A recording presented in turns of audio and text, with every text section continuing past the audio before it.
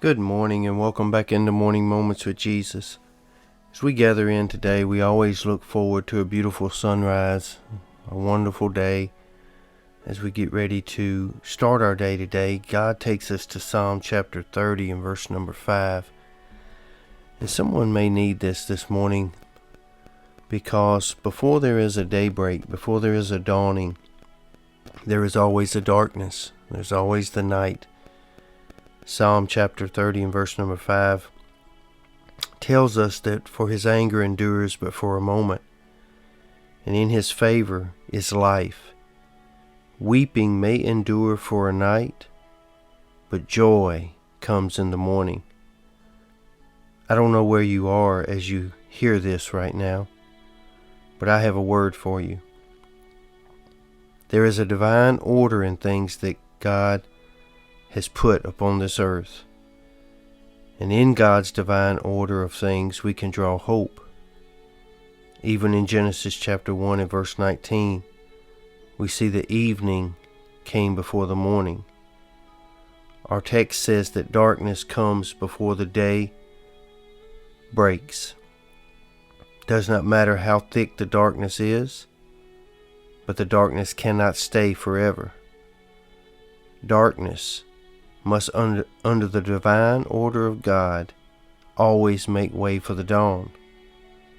There are times when we seem to have very long times of darkness, and we can become discouraged. Some quit on relationships. Some have abandoned people that they should have held up and helped and supported just before the breakthrough.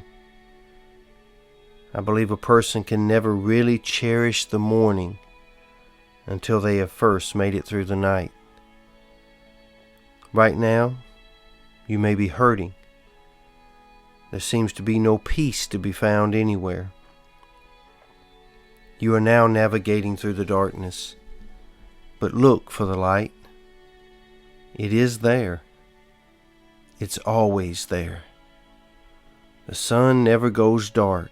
It is always shining somewhere, and soon it will rise and bring you out of the darkness.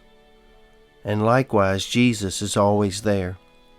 He's always shining, and soon he also will bring you out of your dark place. Just make sure today that you are not the one keeping yourself in the darkness too long. Let me tell you what I mean by that. Many times the Lord has prepared a way back into the light, but self-pity and an unforgiving spirit against yourself keeps you in the darkness way too long. I love what Peter wrote in 1 Peter chapter 2 and verse number 9. But you are a chosen generation, a royal priesthood, and a holy nation, a peculiar people. But now listen to this part. That he should show forth the praise of him who has called you out of the darkness and into the marvelous light. So today I pray and speak a blessing over you, that you would understand that there are moments of darkness for all of us. We all go through things in our lives. We all go through situations where it seems to be a very dark moment. But I want you to think back over your life. And I want you to think about all of the dark moments that were there at certain times of your life. And can you testify that God has brought you back into the light every time? I'm here to tell you this morning, today will be no different.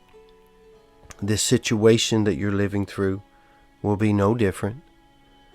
You will have your time of darkness, time of despair, time when you even want to give up on somebody, some situation, or even yourself.